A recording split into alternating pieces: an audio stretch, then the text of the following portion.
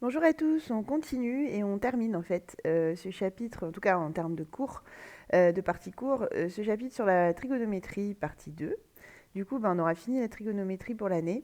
Sachant que vous allez voir la troisième partie, on va parler un petit peu des fonctions trigonométriques. On ne fera pas vraiment d'exercice dessus, mais en fait, cette année, ce que vous avez à savoir finalement, c'est utiliser, vous allez voir, on va faire une application, là, il y aura quelques exercices là-dessus.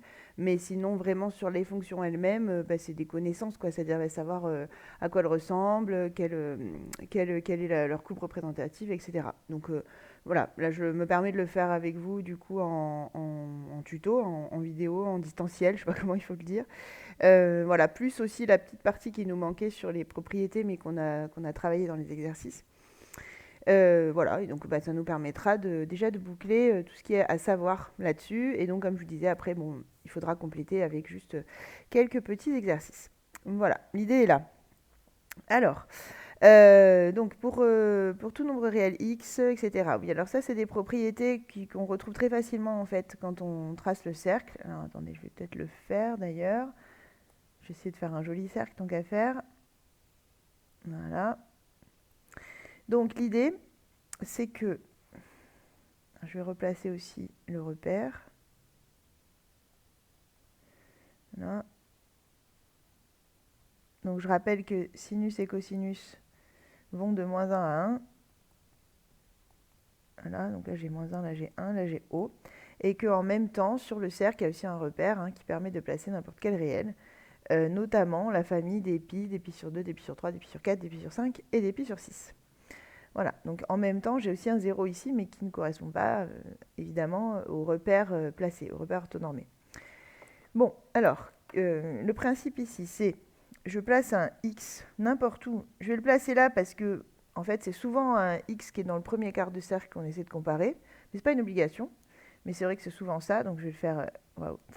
Je vais le faire de façon assez classique. Donc ici, j'ai un angle du coup de x radian. Et donc en gros, mon cosinus, d'après ce qu'on avait vu, il est là. Donc là, j'ai cos x. Et mon sinus, je vais essayer de garder des couleurs. On va prendre ça. Il est là. Voilà. Et donc l'idée, c'est, à partir de ça, imaginons que je connaisse cos x et sinus x, est-ce que je peux déduire cos moins x, sinus moins x?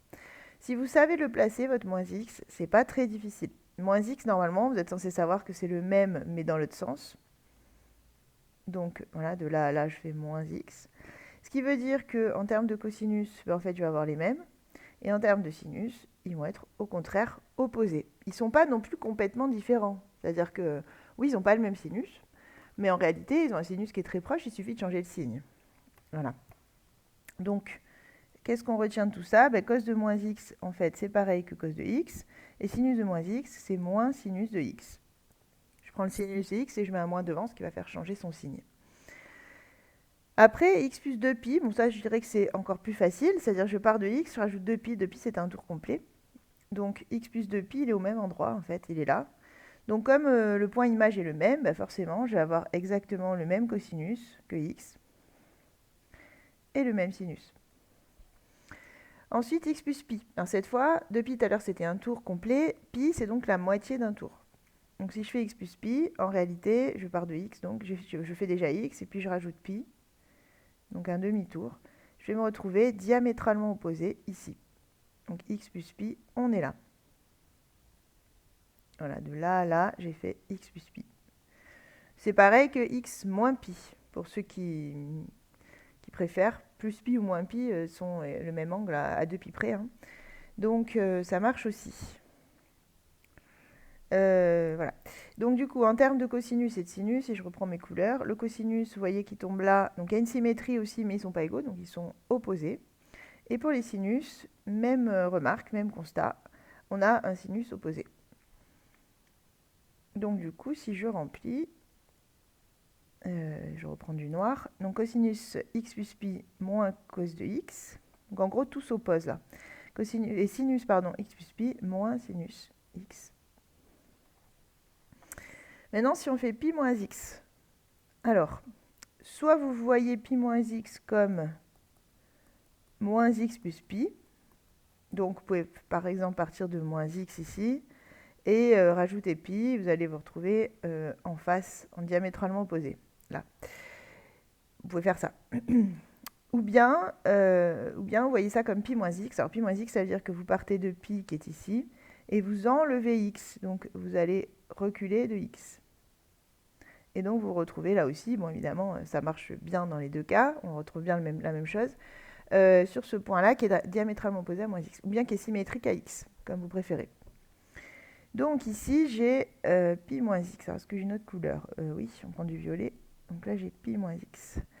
Et en termes de cosinus et de sinus, on se rend compte assez vite que justement le cosinus c'est le contraire de celui de x, enfin l'opposé plutôt. Et le sinus en revanche c'est le même que celui de x. Donc on a cos pi moins x égale moins cos x et sinus pi moins x égale sinus x.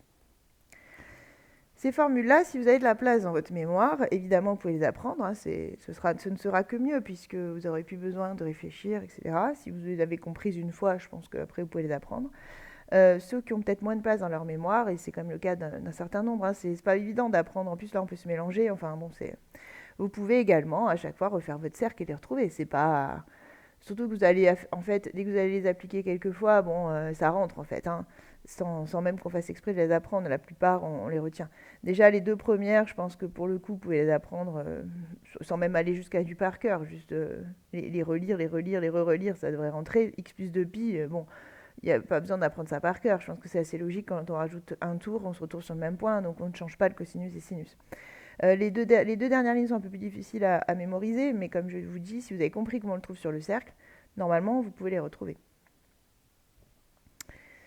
Ok, donc rapidement les deux exemples, mais c'est des choses qui ont été faites en fait en exercice déjà.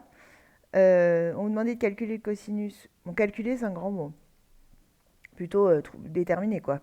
Le cosinus et le sinus des réels qu'on vous donne en utilisant les réels remarquables et les propriétés ci-dessus. C'est-à-dire on essaie de se ramener à ce qu'on appelle les remarquables, ce sont donc ceux qui sont dans le premier quart de cercle et pi.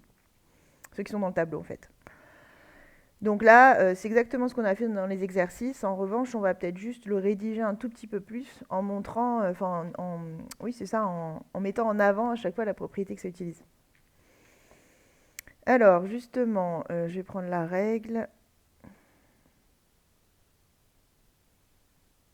Donc, à faire 90 degrés, c'est mieux. Voilà.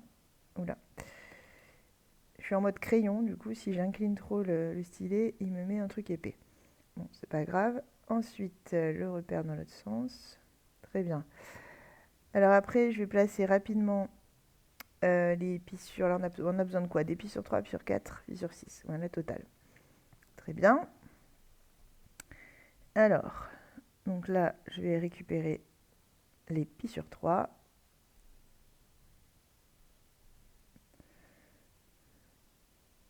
Voilà.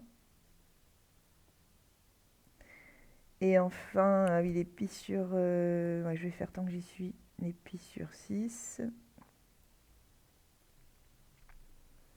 J'ai pas mesuré, hein, je reconnais, j'aurais dû le faire. Mais bon, ça va aller pour qu'on se comprenne. À vrai dire, ce genre de dessin, c'est pas une preuve ni rien, hein, c'est vraiment pour vous, quoi. En fait, c'est pour vous aider à raisonner, donc bon, on n'est pas non plus obligé d'être au millimètre. Et ensuite, les pi sur 4.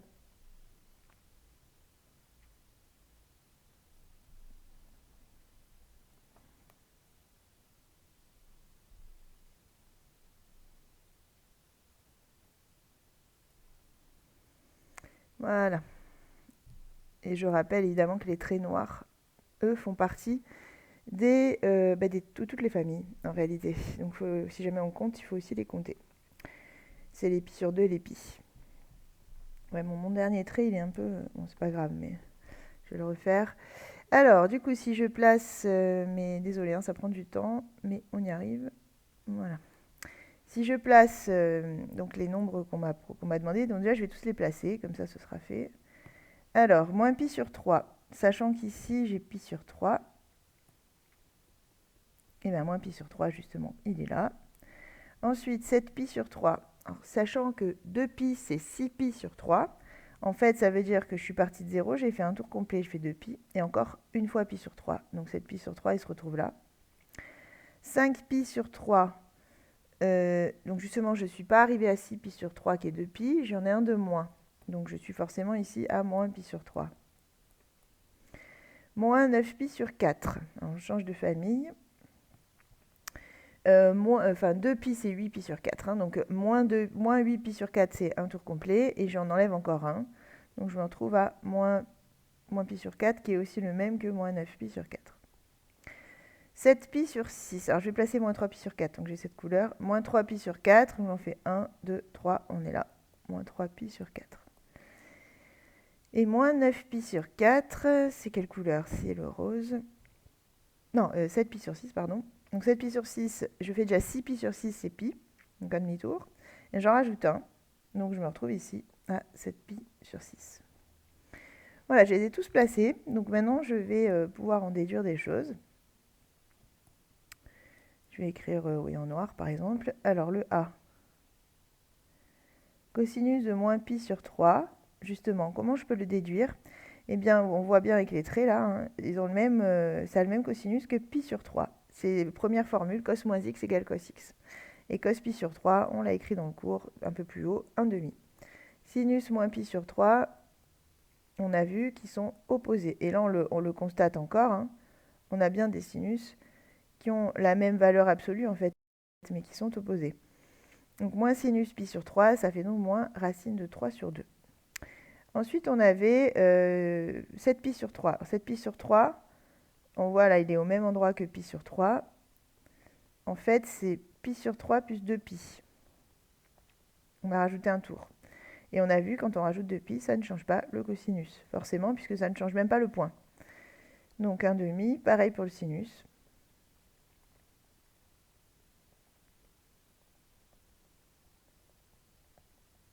Donc voilà, si on doit utiliser les propriétés, si vraiment on veut prouver en fait ce qu'on fait, plutôt que de dire je le lis sur le cercle, ça ressemble à ça. C'est-à-dire qu'on admet les quelques-uns qui sont sur le quart de cercle, donc pi sur 2, pi sur 4, pi sur 6, pi sur, qu'est-ce que j'ai oublié, pi sur 3 et 0 et pi. On admet cela, et les autres, on les exprime en fonction de cela. C'est ce qu'on fait d'ailleurs hein, quand on utilise le cercle, sauf qu'on n'écrit pas toute la rédaction. 5 pi sur 3. Alors lui, il est ici. Donc lui, bon, il y a plusieurs façons de le voir. Oui. Le mieux pour 5 pi sur 3, c'est de dire que c'est moins pi sur 3 plus 2pi. Hein, je crois que c'est le plus simple. Vu que moins pi sur 3, on l'a.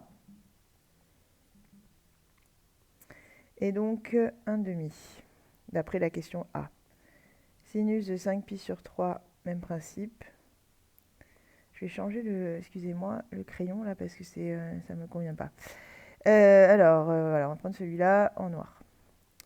Donc, égale sinus de moins pi sur 3 plus 2pi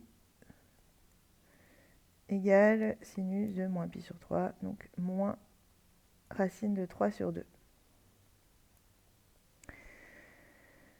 Ok, le D. Le D, c'était moins 9 pi sur 4. Donc, moins 9 pi sur 4, même principe. C'est moins 2pi moins pi sur 4.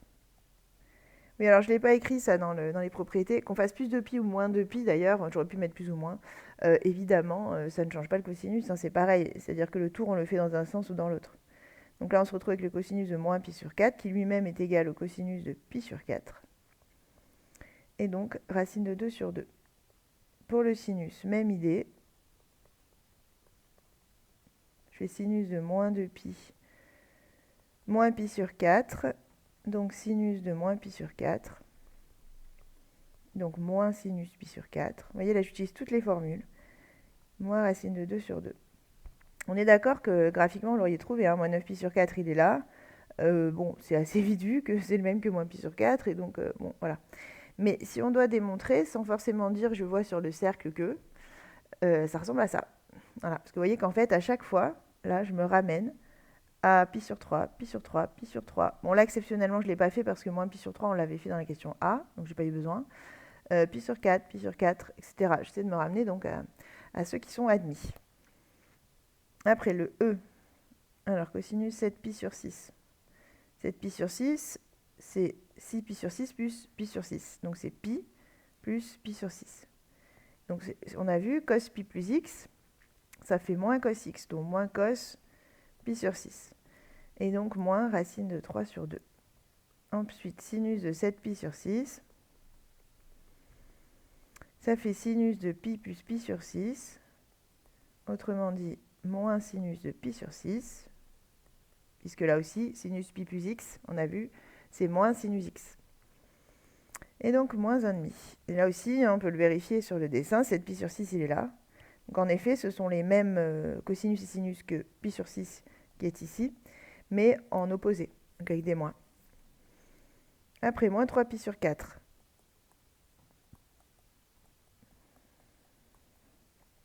Alors, moins 3pi sur 4, on pourrait dire que c'est pi moins... Non, attendez. On va l'écrire comme ça. Cosinus. C'est moins pi, on peut l'écrire comme ça. Moins pi plus pi sur 4. Autrement dit, pi sur 4 moins pi. Ah, et x moins pi, je ne suis pas sûre de vous l'avoir mis dans les formules. Non, on l'a pas, mais c'est pas grave. Parce que pi, c'est pareil que moins pi, donc... Ok, donc arrivé là, je peux dire que c'est cosinus de pi plus pi sur 4, c'est la même chose. Et ça, justement, c'est moins cos pi sur 4. Moins racine de 2 sur 2. Donc de là à là, ce que j'ai fait, c'est que j'ai rajouté 2pi en fait. On a le droit, justement, ça ne change pas le cosinus. Pour me retrouver avec, pour bien identifier ça à la formule du cours, dans le cours, je vous ai mis cosinus pi plus x. Je n'ai pas mis moins pi plus x. Mais en fait, c'est la même, c'est exactement la même. Et ensuite, sinus moins 3pi sur 4. Même principe, donc c'est pareil que le sinus de moins pi plus pi sur 4, qui est égal au sinus de pi plus pi sur 4, qui est égal à moins sinus de pi sur 4, pardon. Donc moins racine de 2 sur 2. Voilà. Donc essayez de ne pas prendre peur non plus. Ce qu'on a appris à faire sur le cercle en utilisant les symétries, etc., c'est toujours largement valable. Il n'y a pas de souci. C'est simplement si jamais on vous demande d'écrire ces symétries sous forme de formules. En fait, c'est ça l'idée, de ne pas juste faire du visuel. Parce que finalement, les symétries, c'est visuel, quoi. On dit oui, ça a l'air d'être la même valeur, mais en opposé, donc on met un moins, etc. Mais bon, c'est pas très, très démontré tout ça. Voilà. Là, c'est la version rédigée avec un peu plus de justification. Mais bon, ça n'empêche pas que tout ce qu'on a fait avant est valable quand même, sauf si vraiment on vous le demande. Alors justement, autre exemple, là pour le coup, on vous demande juste de se servir des symétries, on ne demandait pas forcément d'utiliser les propriétés. Donc on va le faire un peu plus rapidement. Pi sur 4, pi sur 6, pi sur 3. Ouais, bon, alors c'est le même. Je vais peut-être pas y passer autant de temps. Je vais tracer grossièrement le cercle, c'est pas grave. Je vais reprendre les mêmes couleurs comme ça, on s'y retrouve. Donc là j'ai les pi sur 4. Ensuite les pi sur 3, on est là. Et on est là. Oula. Bon, c'est pas grave. On va faire avec. C'est le problème du dessin à main levée. C'est loin d'être parfait, mais c'est pas grave. C'est plus rapide. Parce que je ne veux pas non plus vous faire une vidéo qui dure 3 heures. Voilà, admettons, on a ça. Alors, 3pi sur 4. Donc là, pour le coup, on ne vous demande pas de justification, en fait. On vous demande juste de le lire. Maintenant, si des fois on pense que c'est nécessaire, on fera des justifications. Donc, 3pi sur 4, on en a 1, 2, 3pi sur 4, on est là. Donc, on a le même cosinus, le cosinus opposé, par rapport à pi sur 4. C'est-à-dire que si ici j'avais racine de 2 sur 2, l'autre forcément j'ai moins racine de 2 sur 2. Et sinus de 3pi sur 4, c'est le même que le sinus de pi sur 4, donc racine de 2 sur 2. Ensuite, le b, moins 11pi sur 4. Donc comme je disais, un tour complet avec des pi sur 4, c'est 8pi sur 4. Donc on imagine que j'en fais un dans le sens moins. Donc ça fait moins 8pi sur 4. Et ensuite, il m'en reste 3. Donc moins 9, moins 10, moins 11. On se retrouve au même endroit que moins 3pi sur 4. Donc on est diamétralement opposé à pi sur 4. C'est-à-dire qu'on va avoir des cosinus et sinus parfaitement opposés. Donc cosinus moins 11pi sur 4, moins racine de 2 sur 2. sinus moins 11 pi sur 4, moins racine de 2 sur 2 également. Ensuite, le C, 5 pi sur 6. Bon, celui-là, normalement, vous savez le placer, il est là. Bon, ça, je ne vais pas y passer. Bon, il y a une symétrie hein, par rapport à pi sur 6. On a le cosinus opposé et le sinus identique.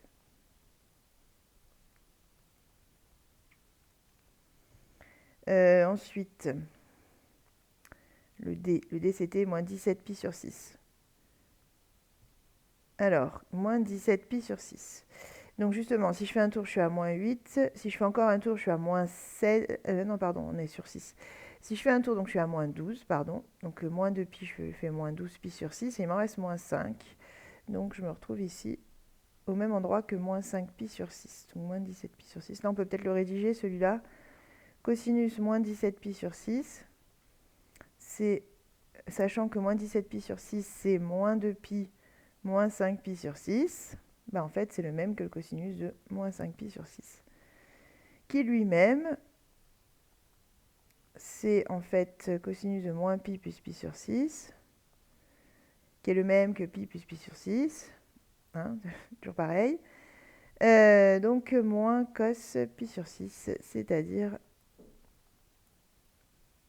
moins racine de 3 sur 2. Voilà. Et après, on peut faire pareil pour le sinus de moins 17 pi sur 6. Bon, je passe. Hein, on va se retrouver à la même chose avec moins sinus de pi sur 6. Autrement dit, moins 1,5. Voilà pour le D. Alors pourquoi je l'ai détaillé un peu celui-là? Parce que c'est quand même un nombre moins évident, moins 17 pi sur 6. Donc bon, ça permet d'avoir quelque chose de justifié. Moins 2 pi sur 3, en revanche, bon, celui-là, voilà, il reste quand même dans de l'ordre de l'évidence, entre guillemets. Hein. Donc moins 2 pi sur 3, je rappelle qu'il est ici. Moins 2 pi sur 3, voilà. Donc on va avoir des cosinus et sinus en fait opposés par rapport à pi sur 3, puisqu'ils sont diamétralement opposés.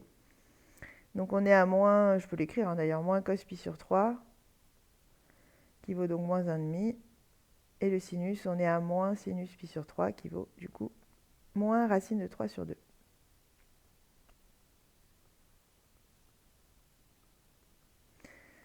Le F, 14 pi sur 3. Donc 14 pi sur 3, sachant que quand on est en sur 3, un tour de pi, c'est 6 pi sur 3. Du coup, vous voyez que je peux faire 6 pi sur 3, puis encore 6 pi sur 3, je suis à 12 pi sur 3. Donc là, j'ai fait 2 tours, j'ai fait 4 pi. Et il me reste 2 pi sur 3. Donc là, vous voyez, j'ai mis 4 pi au lieu de 2 pi. Mais évidemment, ça fonctionne, puisque 4 pi, c'est rien d'autre que 2 pi plus 2 pi. À chaque fois que je rajoute 2 pi, je me retrouve sur le même point. Donc là, c'est bien la même chose. C'est pas tout à fait la même formule, mais en fait, c'est la même qui est étendue à plus d'un tour. Et donc, on retrouve cosinus de 2 pi sur 3. Et cosinus de 2 pi sur 3, vous voyez, 2 pi sur 3, il est ici. Donc, c'est le même endroit que 14 pi sur 3. Donc, le cosinus de 2 pi sur 3, il est opposé au cosinus de pi sur 3, parce que 2 pi sur 3, c'est pi moins pi sur 3. Donc, moins 1,5, pardon. Et ensuite, le sinus, même idée.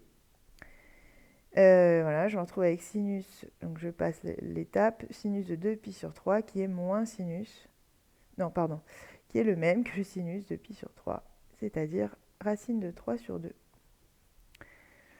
Voilà, donc voilà pour ces exemples-là, qu'on a déjà travaillé dans les exercices, hein, donc vous comprenez pourquoi je ne vous fais pas forcément faire cette partie-là en classe du cours, parce que quelque part, bon, vu le peu de temps du coup qui nous reste là en fin d'année, que c'est du temps assez précieux, vous pouvez le faire seul, cette partie. Alors maintenant, on attaque le grand 4, qui lui, ça aurait été bien peut-être de le faire en cours, mais en même temps, c'est pas forcément central dans la mesure où finalement, on n'a qu'une application qui va vraiment être à travailler quoi, sur cette partie. Le reste, c'est à apprendre, enfin à connaître, disons. Donc bon, je dirais que ça aussi, c'est quelque chose qu'on peut faire seul chez soi. Et les petites applications, justement, il y en a quelques exemples qui seront faits en classe, qui ont été faits ou qui seront faits selon le groupe. Donc bon, du coup, on va le faire comme ça. Alors, donc là, on va aller voir le cosinus et le sinus comme une fonction, puisque finalement, c'est ce que ça fait, puisque c'est bien quelque chose qui prend un nombre et qui renvoie un autre, et toujours de la même manière. Donc il y a bien une fonction derrière. Je prends x, qui peut être donc un réel, ou qu'on peut voir aussi comme un angle, et je renvoie son cosinus. Pareil pour le sinus. Donc on va appeler ça une fonction, et on va appeler ça une fonction trigonométrique, parce que justement, comme son nom l'indique, hein, c'est une fonction qui permet de faire de la trigonométrie qui est basée là-dessus. Donc la fonction qui à tout nombre x associe le nombre cos x est appelée fonction cosinus. Rien de transcendant là-dedans, je pense. Celle pour le sinus est appelée fonction sinus. Jusque-là, ça va aussi. Le rappel, mais ça on l'a déjà expliqué, cosinus x et sinus x sont forcément compris entre moins 1 et 1. Si vous ne le saviez pas déjà, normalement vous l'avez remarqué sur le cercle trigo. Donc a priori, on doit être bon là-dessus. J'espère. Voilà. Et vous allez voir qu'en fait, on va revoir un certain nombre de propriétés qu'on a vues par le calcul qui vont induire justement des propriétés sur les fonctions elles-mêmes. Parce que tout ça, c'est lié, hein, forcément. Les calculs, c'est la façon de manipuler les fonctions. Mais bon, ça reste tout à fait des propriétés calculatoires des fonctions en question. Donc justement, la propriété qui arrive, on l'a déjà écrite justement là, dans ce tuto-là, juste au-dessus, à savoir que cos moins x est égal à cos x. Rappelez-vous, en fait, même si je mets un moins devant le signe de l'angle, ça ne change pas mon cosinus et vice-versa. Donc le signe de l'angle n'influe pas sur la valeur du cosinus.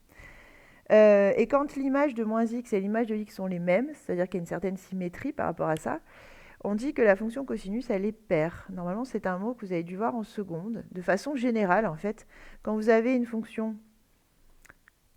Ah, je crois que j'ai prévu de l'écrire après, non, peut-être pas. Quand vous avez une fonction qui vérifie f de moins x égale f de x, pour tout x, hein, évidemment, il faut que ce soit vrai tout le temps, c'est-à-dire si je représente, si là j'ai x, là j'ai moins x, ça veut dire que l'image c'est la même. Et pareil pour tous les x, donc lui et lui ils vont avoir la même image, etc. Donc vous voyez qu'en fait, qu'est-ce qui va se passer, j'ai une symétrie par rapport à l'axe des ordonnées. Là, c'est qu'un exemple, hein, ce que j'ai fait. Elle peut avoir une autre tête, la fonction. Hein, c'est juste, voilà, c'est un exemple. Mais ça va ressembler à ça. Donc j'ai une symétrie par rapport à l'axe vertical. Forcément. Bon, dans ces cas-là, je dis que la fonction est paire. Et le cosinus en fait partie. Pour le sinus, celle-là, on vient de la voir aussi. Sinus de moins x égale moins sinus x. Donc là, au contraire, le fait de changer le signe de l'angle change le signe du sinus. Donc ça impacte directement. Donc ça aussi, on peut le généraliser à toutes les fonctions qui vérifient ça. Il y en a plein, en fait. On va donner des exemples après. f de moins x égale moins f de x. Alors, qu'est-ce que ça donne graphiquement ? Ça veut dire que si j'ai moins x ici, si lui, il a son image là, lui, il a son image là. Voilà. Et pareil pour tous les x. Donc, si lui, il a son image là, lui va avoir son image par là, etc. Donc, ça ferait, par exemple, une fonction comme ça.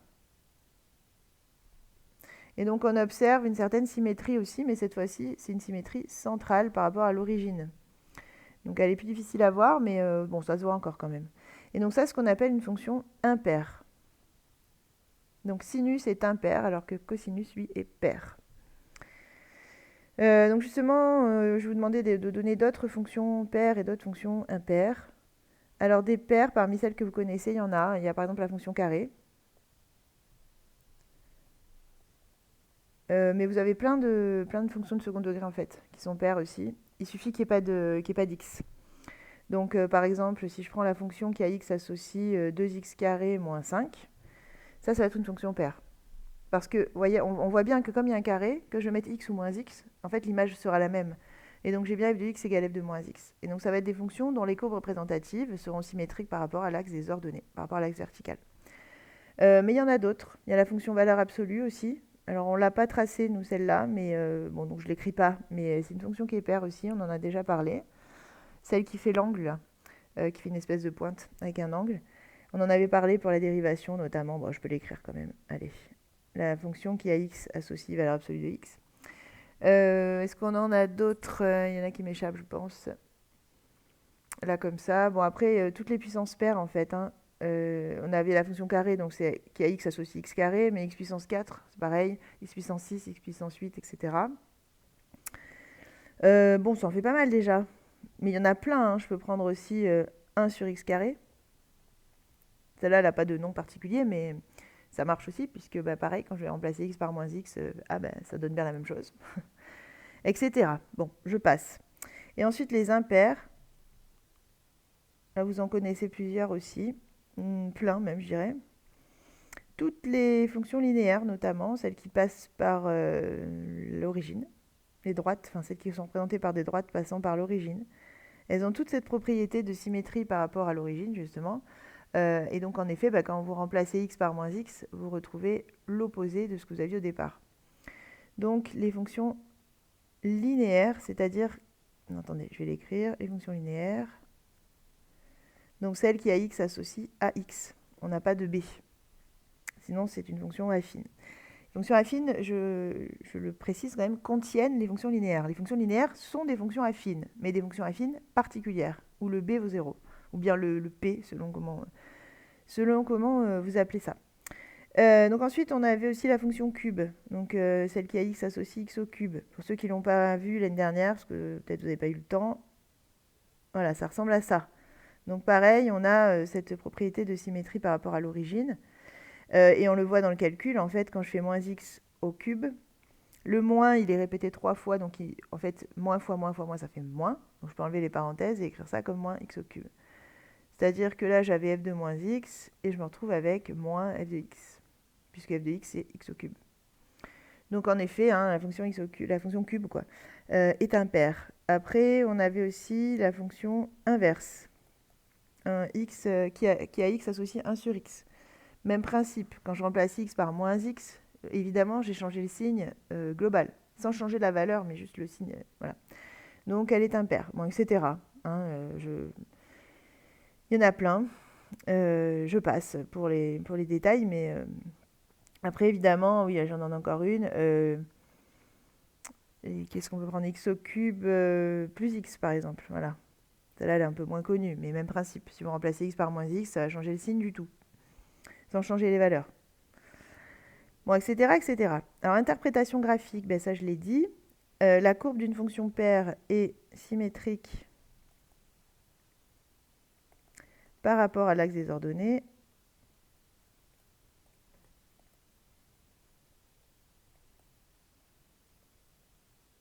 Voilà. C'est donc le cas de la courbe de, j'ai dit paire, donc de cosinus. La courbe d'une fonction impaire est symétrique par rapport à l'origine du repère. Et je n'ai pas laissé assez de place, désolé. Vous pouvez mettre O, hein, si vous préférez. Moi, je préfère écrire en toutes lettres origine du repère, c'est plus clair, mais comme vous voulez. Donc, c'est le cas de la courbe de sinus, puisqu'on a dit qu'elle était impaire. Voilà, donc ça, c'est des petites propriétés. Donc, déjà, on peut retenir que cosinus a une courbe qui est symétrique par rapport à l'axe des ordonnées, et sinus symétrique par rapport à l'origine du repère. Et c'est pas anodin, vous verrez, parce que quand on doit tracer la courbe, par exemple, ça veut dire qu'on n'a pas besoin de chercher à tracer sur tout l'ensemble, on peut chercher à tracer que du côté droit, par exemple, de l'axe des ordonnées ou de l'origine, et après on fait une symétrie. Donc ça permet de restreindre l'intervalle qu'on va étudier de la fonction. Pour la propriété suivante, celle-là aussi on l'a écrite tout à l'heure, cosinus de x plus 2pi, c'est le même que cos de x, c'est-à-dire quand je rajoute un tour, ça ne change rien. Pour le sinus, pareil. Mais ça aussi, ça porte un nom, c'est une propriété spéciale qu'on retrouve sur certaines fonctions, surtout en trigonométrie, mais pas seulement. On dit que ce sont des fonctions qui sont périodiques. Pour ceux qui font de la physique, vous en avez peut-être entendu parler. Pour les autres, peut-être pas. Mais c'est pas grave. Donc avoir une période pour une fonction, ça veut dire que, en fait, au bout d'un moment, ça se répète. C'est ça l'idée. Il y a un schéma sur un certain intervalle qui après se répète à l'infini. Voilà, donc là, nous, tous les 2π, on retrouve finalement les mêmes cosinus et les mêmes sinus, puisqu'on a fait un tour complet, donc on revient au point de départ. C'est ça l'idée. Donc elle a une période 2π, parce que c'est tous les 2π qu'on revient au départ. Des fois, on dit aussi, au lieu de dire périodique de période de pi, on dit 2π périodique. Ça, c'est très physicien comme façon de le dire, mais c'est tout à fait accepté en maths aussi. D'ailleurs, il y a un S, puisqu'on parlait des fonctions cosinus et sinus. Alors, un exemple, donc qu'est-ce qu'on peut vous demander d'autre? Parce que bon, sur cosinus et sur sinus, quand vous savez quelles sont 2π périodiques, bon, il n'y a pas grand-chose à faire. Donc, on peut vous donner une fonction qui utilise des cosinus et des sinus, et vous demander de montrer qu'elle est périodique de période temps. Voilà, donc là, par exemple, on vous donne g de x, on vous demande de montrer qu'elle est pi périodique. Donc ça voudrait dire que tous les pi, on revient au départ. Alors on va voir. Ce qu'on va faire, c'est que, je vais mettre en toutes lettres, montrons que, il faudrait montrer que g de x plus pi, c'est pareil que g de x. Vous voyez, c'est-à-dire que du moment où je rajoute pi, je retombe sur l'image que j'avais pour x. Et pour tout x, bien sûr. C'est-à-dire qu'il ne faut pas que ça dépende des valeurs de x, il faut que ça marche pour tout x. Donc, on y va. G de x plus pi, on calcule, puis on va voir. Alors, si je remplace x par x plus pi, on fait attention aux parenthèses, hein, parce que 2x, si je remplace x par x plus pi, le 2 s'applique à tout le monde, donc il y a une parenthèse. Moins sinus de 2 facteurs de x plus pi. Ensuite, donc, je développe à l'intérieur 2x plus 2pi, sinus 2x plus 2pi. Et là, qu'est-ce qu'on voit en fait? On a un 2pi à chaque fois. Or, cosinus et sinus sont 2pi périodiques, c'est-à-dire que finalement, plus 2pi ne va rien changer. Donc, cos de 2x moins sinus de 2x. Et donc, je retrouve exactement g de x. Donc, je suis partie de g de x plus pi. En utilisant la périodicité de cosinus et de sinus, je retrouve g de x. Donc, je peux dire que g est périodique de période pi, c'est-à-dire pi périodique. Tous les pi, je reviens au départ. Interprétation graphique pour les fonctions sinus et cosinus. Oui, alors qu'est-ce que ça veut, graphiquement, en quoi ça va nous aider de savoir qu'on a une période de 2pi? En fait, le fait qu'on revienne à chaque fois au départ au bout de 2pi, ça veut dire qu'on a besoin finalement de ne déterminer la courbe que sur 2pi, sur un intervalle de 2pi, d'amplitude 2pi, et pour le reste, il n'y a plus qu'à répéter. Donc voilà ce que ça veut dire, hein. Ça veut dire que la courbe, en fait, c'est la succession comment je vais dire ça moi du morceau de courbe, disons, qu'on pourrait tracer par exemple entre 0 et 2pi, ou entre moins pi et pi, enfin un intervalle qui est une longueur de 2pi, et qu'après on répète à l'infini. Voilà. Donc on va dire que leur courbe représentative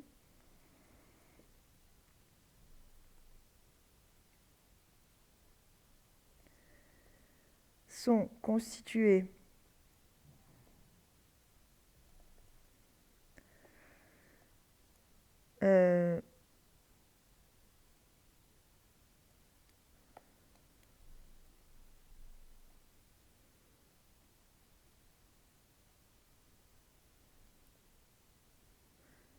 oui. Alors, attendez, on va mettre sont constituées d'une répétition à l'infini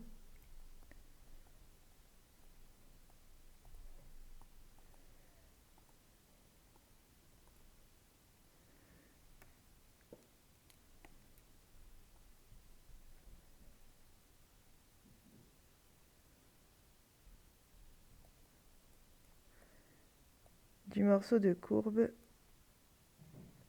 tracé sur moins pi, pi, c'est celui qu'on prend le plus souvent, ou bien 0,2 pi, on peut prendre aussi, enfin un intervalle de longueur 2 pi.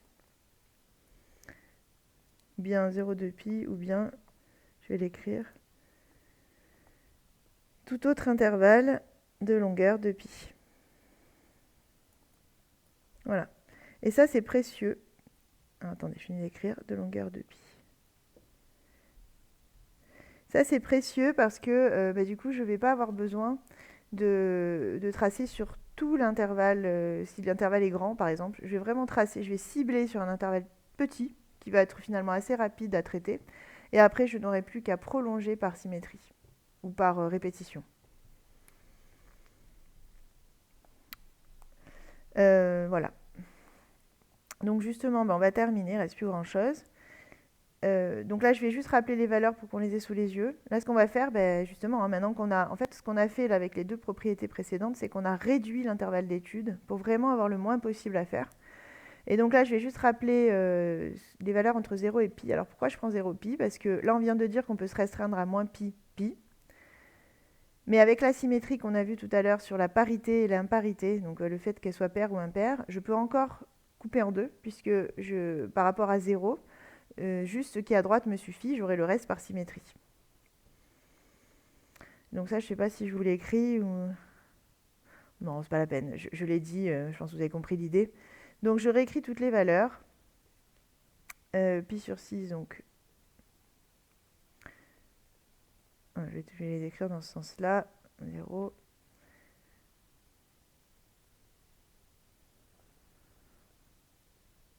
Donc là, j'en ai mis plus que les valeurs qu'on avait écrites, qui étaient les valeurs remarquables. Parce que comme ça, on a tout sous les yeux. Mais c'est pas une obligation.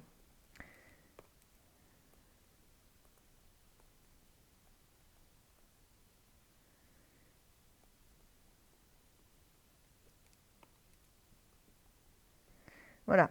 Et donc maintenant, ce que je vais faire, c'est que je vais placer tous les points correspondant à cosinus, tous les points correspondant à sinus, sur cet intervalle-là, et on va déduire tout le reste. Sachant que... ouais, j'ai peut-être pas pris une super échelle. Bon, pas grave. Donc entre 0 et 1, en fait, ici, enfin, moins 1 et 1, j'ai par exemple 0, 1, il est là. Donc là, vous voyez, je prends pour la ligne du cosinus. Donc je vais avoir le premier point 0, 1, deuxième point pi sur 6, racine de 3 sur 2, etc. Donc là, si j'ai pi sur 2, au milieu, j'ai pi sur 4. Parce que là, vous voyez que c'est une graduation un peu spéciale, mais c'est parce que pour les cosinus et les sinus, on sait plus donner la valeur des cosinus de pi quelque chose que les cosinus d'un réel comme 1, 2, 3, c'est plus difficile. Donc on le gradue comme ça.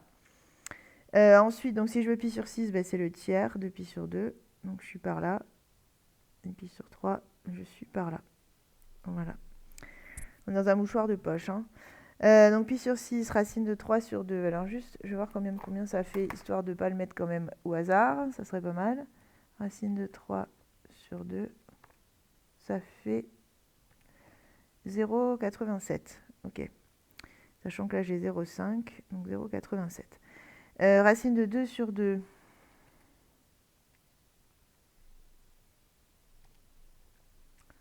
Sur 2, ça fait 0,7. Donc on est par là. Ensuite, pi sur 3, c'est 1,5. Donc ça, c'est cool. Pi sur 2, 0. 2 pi sur 3, on recommence. Donc 2 pi sur 3, il est par là. Je suis à moins 1,5. 3 pi sur 4, il est là au milieu. Donc je suis à moins racine de 2 sur 2. Donc on a dit moins 0,7. Ensuite, 0,87. Donc 5 pi sur 6. Hop. Et donc, après, pi, on est à moins 1. Voilà, donc là, je suis en train de faire cosinus. Et vous voyez, cosinus, en fait, ça fait une espèce de partie de sinusoïde, parce qu'en fait, on va obtenir une sinusoïde. Donc, arrivé là, qu'est-ce que je fais? Donc, j'ai mon cosinus entre 0 et pi. Maintenant, je me rappelle que le cosinus est pair. Donc, grâce à ça, je vais pouvoir obtenir l'autre côté, puisque par symétrie, donc symétrie, car cosinus pair. Je vais pouvoir faire la même, en fait. Bon, je vais la faire à peu près. Normalement, vous pouvez remettre les mêmes points. Et vous allez avoir donc le morceau en face. Et ensuite, ça va se passer par périodicité.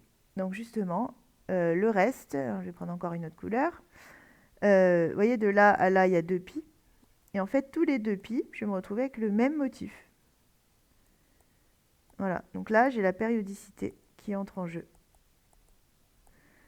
Donc finalement, qu'est-ce que je fais? Je refais le même. Donc je vais passer par les mêmes points. Vous pouvez à chaque fois les retracer, les points. Bon, moi là, je vais peut-être pas faire durer non plus encore la vidéo, mais on a compris l'idée.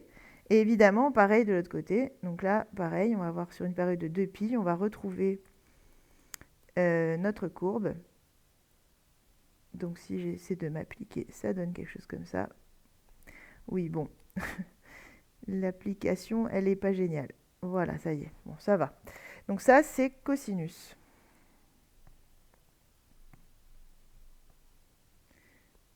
Voilà. Et maintenant, on va faire pareil avec sinus. Exactement le même principe. Sauf que sinus, on commence en 0. Forcément, elle est impaire. Ensuite, donc pi sur 6, 1,5. Donc on est là. Ensuite, pi sur 4, bon, c'est la même. Pi sur 3, on est là. On est à 1. On continue. Donc, pi sur 2, c'est 1. 2 pi sur 3, moins, pardon, racine de 3 sur 2. Donc, on est là. Voilà. Voilà. Et lui, il est là. Voilà. Donc, pour le sinus, je vais peut-être pas prendre du vert cette fois. Je vais peut-être prendre du orange. Donc pour le cosinus, vous voyez, on a un morceau qui reste tout positif, là, tout au-dessus de l'axe des abscisses. Et même principe, je vais utiliser en tout premier lieu la symétrie pour avoir mon motif sur un intervalle de 2π. Donc, même idée de là à là, symétrie, mais cette fois-ci en impair, parce que le sinus est impair. C'est une fonction impaire. Donc comme c'est impair, cette fois-ci la symétrie elle se fait par rapport à l'origine. Donc on va avoir la même chose mais en inversé de ce côté. Voilà, donc voilà le motif pour sinus qu'on va après répéter tous les 2π. Donc maintenant si je répète tous les 2π, je vais prendre du violet. Donc même idée, je vais passer par là, par là, par là et par là. Je vais essayer de le faire joli. Donc je fais exactement le même motif. Et vous voyez que j'obtiens des sinusoïdes. Et normalement c'est la même sinusoïde que cosinus mais décalée de pi sur 2. Puisque forcément, si vous êtes assez observateur, vous vous rendez compte qu'on passe par les mêmes valeurs en réalité, mais il y a un décalage. On passe par les mêmes valeurs, mais pas pour les mêmes angles. Voilà, etc., etc. Et donc là, ça c'était la fonction sinus. Donc ça, ce serait bien de le connaître pour l'année prochaine, que vous ayez quand même une bonne idée de à quoi ça ressemble, de comment ça se construit, des propriétés. Mais vous avez bien compris que finalement, on n'a pas appris grand-chose de plus. On a mis des mots et on a mis aussi une image, c'est-à-dire qu'on a représenté, mais sinon, on n'a rien fait d'extraordinaire en fait. Ce qu'on pourrait vous demander l'année prochaine aussi, que je n'ai pas mis dans le cours, c'est le signe, parce que je l'ai mis dans les exercices, mais je ne suis pas sûre qu'on aura le temps de le faire. Le signe des fonctions cosinus ou sinus. Par exemple, si je me place justement sur 0π, bon là on le voit graphiquement, entre 0 et π, mon sinus par exemple, c'est la partie orange, là, tout reste au-dessus de l'axe des abscisses. Mais vous le voyez aussi sur le cercle, quand vous êtes entre 0 et π, c'est-à-dire sur cette partie-là, vous avez un sinus qui est positif. Donc là on pourrait dire que sinus x c'est positif. En revanche, si je prends cosinus, cos x, entre 0 et π, lui, sur cette partie-là, donc jusqu'à π sur 2, en effet, il est positif, c'est ce qui est là, cosinus. Sauf qu'à partir de après, là, donc entre π sur 2 et π, là, je suis sur cette partie-là du cosinus, donc il est négatif. Donc là, on va avoir du coup un changement en π sur 2. En π sur 2, il vaut 0. Et il est positif avant, négatif après. Donc, vous voyez, il se pourrait, donc c'est ce que vous allez utiliser l'année prochaine quand vous reprendrez les fonctions trigo, vous allez aussi avoir cette problématique de signe. Et sur la courbe, on le voit là, donc sur la partie orange, on voyait que tout était au-dessus de l'axe des abscisses, donc c'est positif pour le sinus. Et pour le cosinus, on le voit sur la partie verte ici.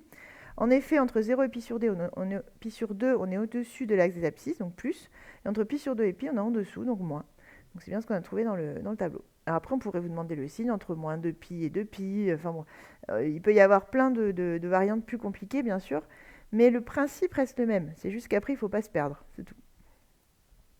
Voilà, et donc pour terminer, une petite application, et c'est justement celle-là qu'on travaillera après, c'est la seule en fait, qu'on travaillera vraiment dans les exercices, des petites équations trigonométriques. C'est-à-dire qu'on vous demande, en gros, on vous donne une valeur de cosinus ou de sinus, et on vous demande de trouver tous les angles qui peuvent correspondre. Voilà. Et on peut changer d'intervalle. Donc là, vous voyez, j'ai demandé d'abord dans R, puis dans moins pi, puis dans 0,4pi. Donc on va faire toutes les versions.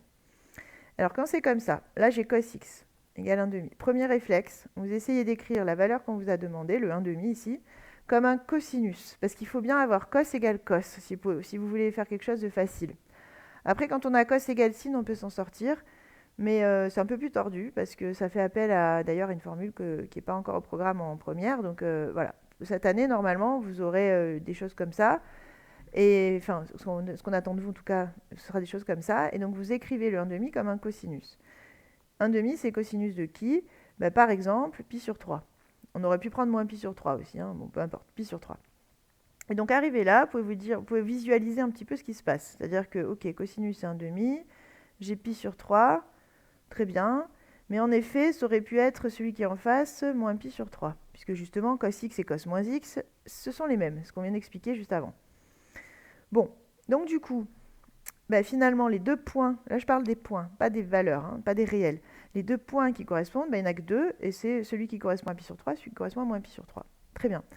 Sauf que les angles, là, par exemple pi sur 3, ici, il n'y en a pas qu'un qui est valable. Il y a aussi pi sur 3 plus 2pi.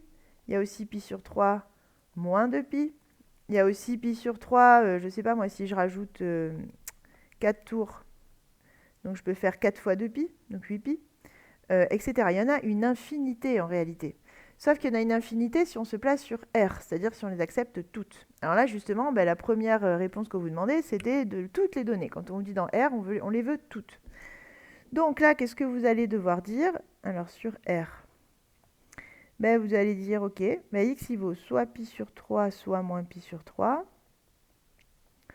Et vous allez dire plus un certain nombre de tours, qui pourrait être n'importe quoi finalement. Donc vous dites k, ça va être le nombre de tours, donc k fois 2pi. Ça c'est un tour. Donc quand vous faites k fois ça, vous faites k tours.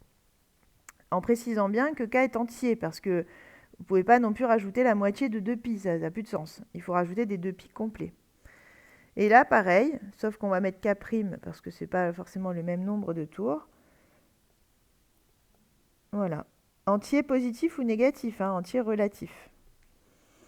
Juste pour votre info, parce que peut-être ça vous servira l'année prochaine, ça peut aussi s'écrire pi sur 3 avec des crochets de pi. Ça veut dire qu'on autorise des plus ou moins de pi, des plus ou moins multiples de 2pi. Ça se dit modulo. Moins pi sur 3 modulo 2pi. Et pi sur 3 modulo 2pi. C'est une autre notation. Voilà, que vous risquez certainement de rencontrer l'année prochaine. On vous l'expliquera bien entendu, mais c'est mieux si vous arrivez en ayant déjà vu ça, je pense. Voilà. Donc ça veut dire qu'on peut rajouter ou enlever des 2pi autant qu'on veut. Et on reste sur le même point. Donc sur R. Ensuite, si on se restreint à moins pi, pi. Alors j'ai pas pris moins pi, ok. Donc si on se restreint à moins pi, pi, donc moins pi et pi sont là. Donc ça veut dire qu'on s'autorise en fait à prendre les angles qu'on va rencontrer. C'est plus logique que je l'écrive comme ça. Voilà. Qu'on va rencontrer en partant ici de moins pi, et on avance dans les négatifs. Ah, on arrive à 0, donc là on a fait moins pi 0, et on continue. Donc dans ce sens-là, on s'autorise à ça. Donc qu'est-ce que je rencontre comme solution dans cet intervalle-là? C'est justement, c'est les classiques en fait, celle-là. C'est celle qu'on avait donnée au départ, sans modulo, c'est-à-dire sans rajouter de tours. Donc j'ai soit x qui vaut pi sur 3, soit x qui vaut moins pi sur 3. Point. Je n'en ai pas d'autres. Là, j'ai que deux solutions, j'en ai pas une infinité. Et ensuite, sur 0,4pi, voilà, c'est un petit peu plus tordu. 0,4pi, ça veut dire, je vais refaire un cercle. Waouh, ils sont de plus en plus beaux. Donc, je refais mon cercle. Là, j'ai 0. Mon pi sur 3, il est par là. Mon cosinus en demi. Donc là, j'ai moins pi sur 3. Bon, très bien. Alors, qu'est-ce que je m'autorise? Je pars de 0. Je m'autorise à faire 0 de pi. Oula, pardon. Oh là là. Je recommence. Alors là, il va être... Bon, c'est pas grave. On va faire avec. Donc, je pars de 0. Je fais mon premier tour. J'arrive à 2pi. Et en fait, j'ai le droit d'aller jusqu'à 4pi. Donc, je refais encore un tour. Encore un. Et j'arrive à 4pi. Donc, vous voyez, des solutions, je vais en rencontrer plus de 2. Parce que dans le premier tour, je vais en rencontrer 2. Et dans le deuxième tour, je vais encore rencontrer 2. Donc, dans le premier tour, j'ai pi sur 3. Mais l'autre, c'est pas moins pi sur 3 parce que j'arrive par le côté positif. Donc, en réalité, j'ai fait pi sur 3, 2 pi sur 3, 3 pi sur 3, 5 pi sur 3, 4 pi sur 3. Et donc là, 5 pi sur 3.